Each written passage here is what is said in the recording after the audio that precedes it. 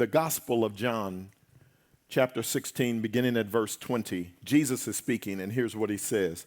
Most assuredly, I say to you that you will weep and lament, but the world will rejoice. And you will be sorrowful, but your sorrow will be turned into joy. A woman, when she is in labor, has sorrow because her hour has come.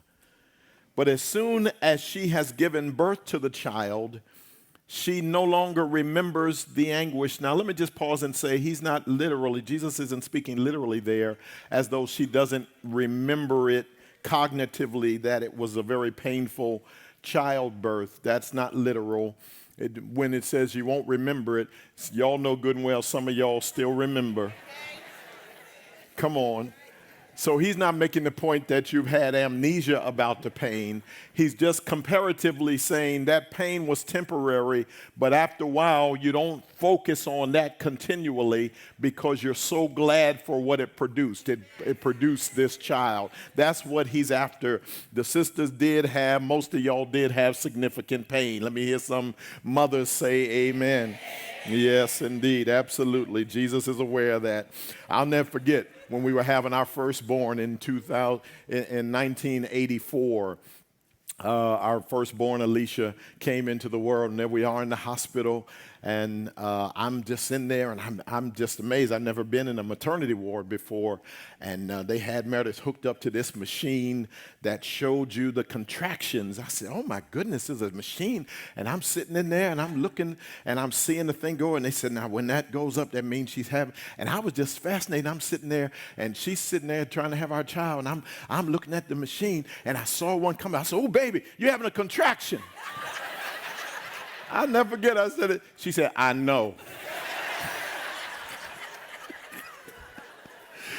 The two levels of awareness. I was aware because the machine told me. She was aware because of what she was going through. And after a while, it was like, okay, I hope she's going to let me touch her later on.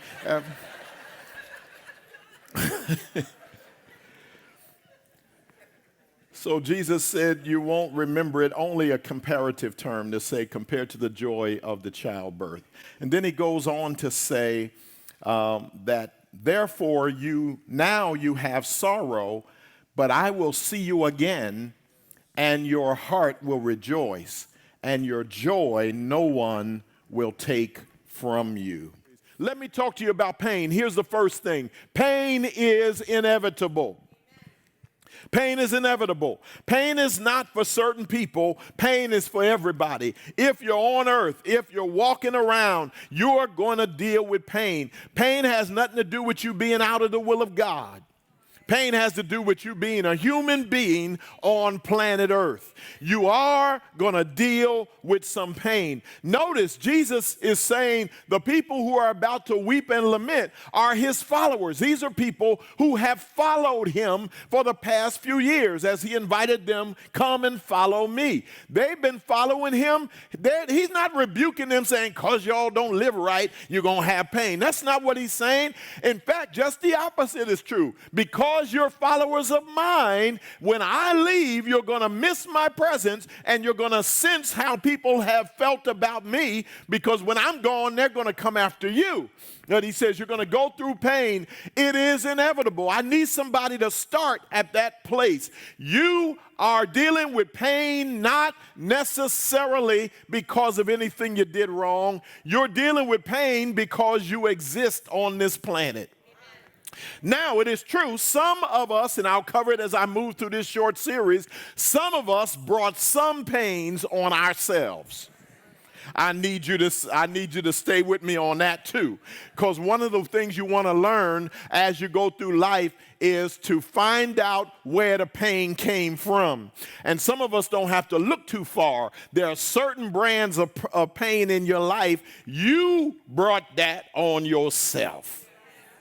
But whether it's self-inflicted wounds, or whether it is wounds from circumstances, or whether it's wounds from your persecutors, Jesus promised we were going to have pain for different reasons. He said persecution is coming to those who love me. Persecution means people. When you see persecution, circumstances don't persecute you. People do.